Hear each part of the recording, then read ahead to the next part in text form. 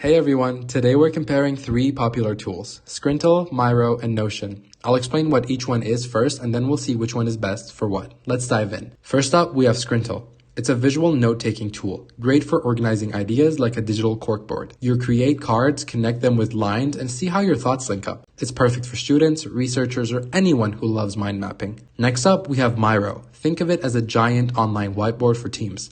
You can brainstorm, draw, and add sticky notes together in real time. It's awesome for remote teams or group projects with features like templates and video calls. Finally, we have Notion. It's an all-in-one workspace where you can add notes and manage projects. It's super flexible. Think of it as a notebook, planner, and team hub combined. Plus, it's got cool AI tools now.